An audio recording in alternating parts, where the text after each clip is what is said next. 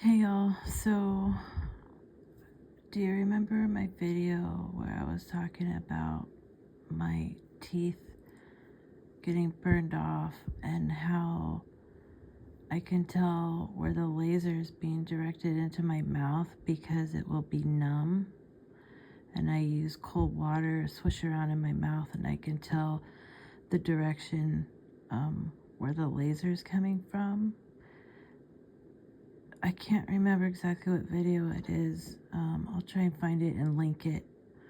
But I've also noticed that when they attack other parts of my body, and I'm thinking, how do they get these lasers through without feeling it, like deep inside my guts? Like I did a video where it felt like they were sticking hooks into my guts and just yanking on them and ripping them all apart, and it was so painful. And then my stomach swells up huge from the inflammation of that.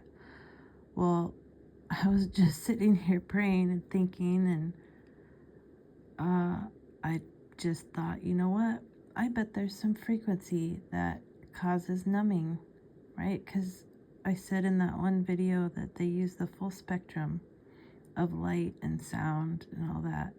So I did a little research.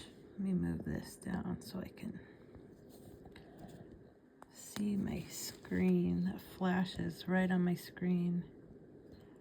Try not to bump this. Okay, so I researched, and sure enough, there is a RF frequency, a radio frequency that does this. So I'm going to read you what I found.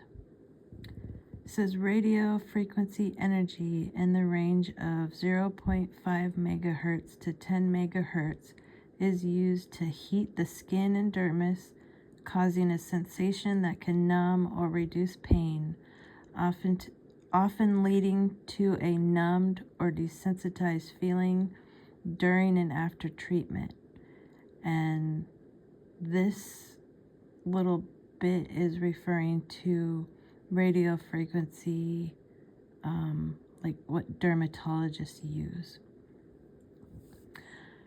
It goes on to say this is typically achieved through a monopolar or bipolar RF device that heats the tissue to 104 Fahrenheit or 40 Celsius or higher to stimulate collagen and elastin, which can result in temporary numbness, often reducing the need for topical anesthetic creams.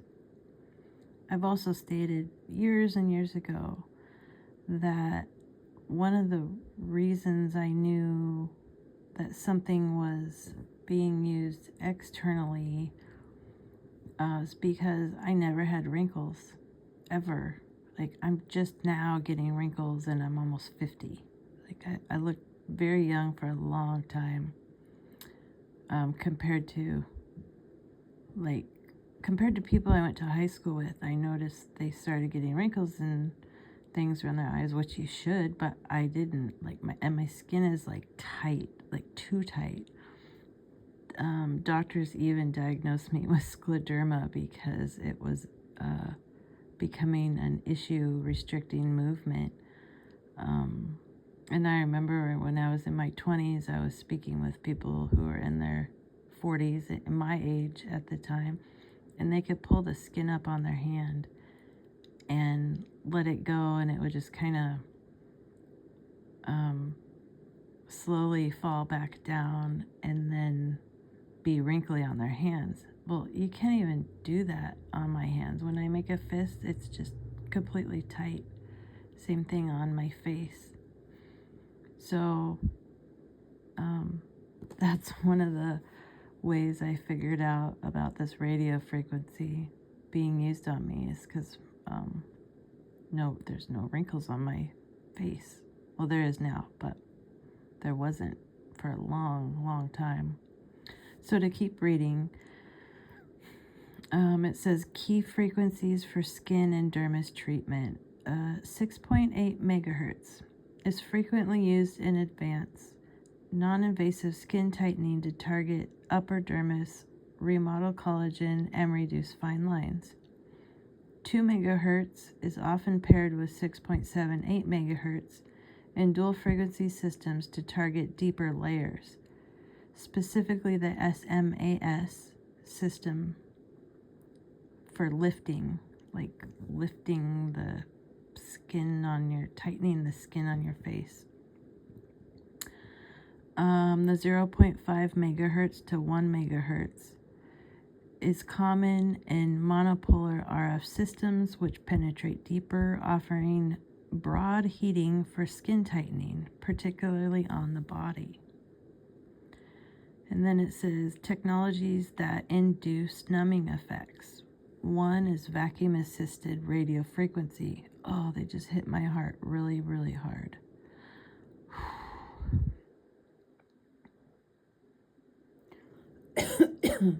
Excuse me. Okay, vacuum-assisted radio frequency. These devices use a vacuum to suction and hold the skin, which naturally causes blanching and numbing sensation, significantly decreasing pain during the procedure. Another one is integrated cooling or cryogen. Many RF systems such as XERF and another brand that I've talked about before, I posted a picture of one of their devices and said this is using frequency to manipulate the skin and tissue. These use surface cooling, like continuous water or gas cooling, to protect the epidermis while allowing deep dermal heating to reach temperatures that cause a numbing sensation. Another technology is microneedle RF. It says devices like Secret RF deliver heat directly into the dermis, which can result in a temporary intense warmth followed by a numb feeling. And then it says why the skin feels numb. The sensation of numbness is due to intense, controlled heat generated by the resistance of the tissue to the radio frequency current. This high-frequency stimulation can temporarily affect nerve fibers in the skin, providing a comfortable, non-traumatic treatment that often requires no topical numbing agents. So I did another video where I was explaining how they're sticking the hooks deep into my skin and then into my guts, and this is how it's done. These are the frequency used. So then I thought, well, what are they using to deliver these frequencies? Like what can be used to do this?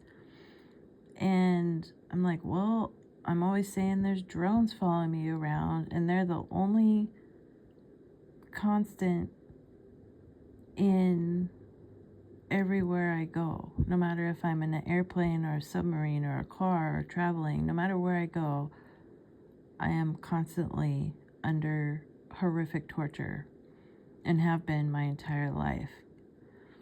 So I did some research on DARPA, and I looked at them and if they have drones that manipulate frequency. And sure enough,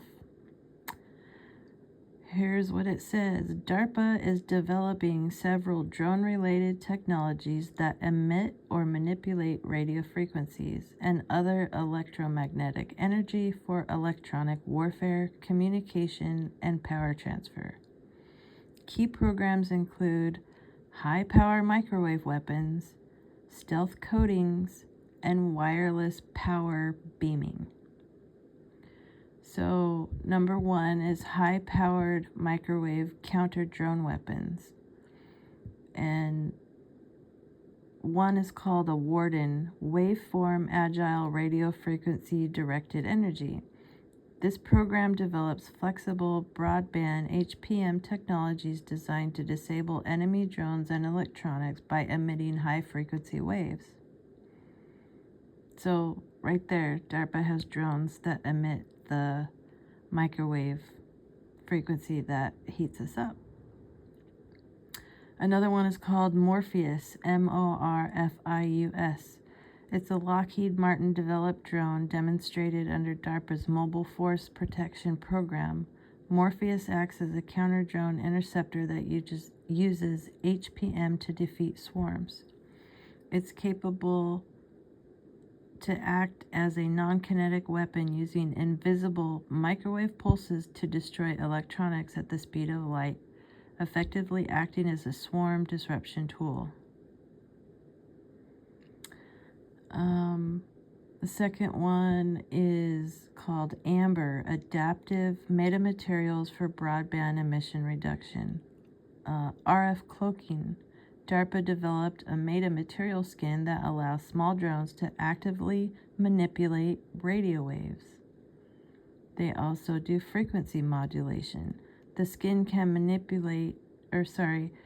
modulate surface impedance and cancel reflected radio signals across X, Ku, and Ka bands, making the drone nearly invisible to radar. And if you watch my old videos, like 2-3 years old, where I say they're never visible on the FAA website or radars, but I could see them. They're right above my house and following me and zapping me. And so that's why they have radar invisibility. They also have rapid adaptation, which the technology can adapt to new radar frequencies in under 50 milliseconds. So if they're scanning one type of radar for any of these drones in 50 milliseconds, they can reprogram to be invisible to any type of radar looking for them. So then, in another video, I was talking about lasers, right? Lasers that direct these plasma blobs that I show hitting me with the Mylar emergency blanket over my head or my lap or wherever I'm getting hit. I wanted to see if these drones were capable of using laser to direct or manipulate the energy to hit a target, and sure enough it does. It's called wireless power beaming, and they call this power persistent optical wireless energy relays. This program uses high intensity light, which are lasers, to transmit energy to drones in flight. And then they also can do energy transfer, which is a successful 2025 test by DARPA and its partners transferred power via laser to a drone, allowing it to recharge without landing using a specialized optical receiver. Isn't that crazy? They don't even have to land to recharge.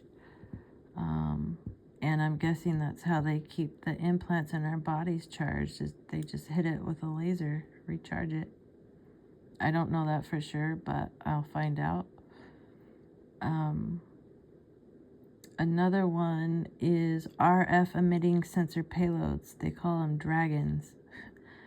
Distributed RF and geolocations on networked sensors. That's what dragons are. This program uses network sensors, which can be drone mounted, to identify and locate other radio frequency emitters in an area. So like they can all be hive-minded together. Another RF emitting sensor is multifunction RF. It says DARPA is designing a common adaptable RF system that allows drones to use agile frequencies for navigation, surveillance, and data links simultaneously. Sorry, they're drying my mouth out. Hang on.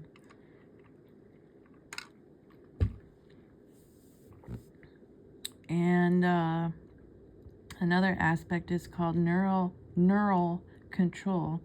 It's brain-controlled swarms. DARPA has researched technology allowing users with neural implants to command drone swarms using brainwaves, receiving environmental feedback through the drone systems. So I was right. They these drones have lasers on them. They can manipulate the frequency that's already in our environment, change that into plasma, change it into plasma with the laser, and hit our bodies with that any place they want to. This is how it's done, people. This is absolutely how it's done, at least how they're doing it to me.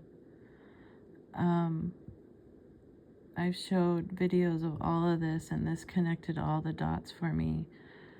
I'm going to be doing some more research and reading and hopefully bring you some more information on this. So when you're out and about getting hit, look up.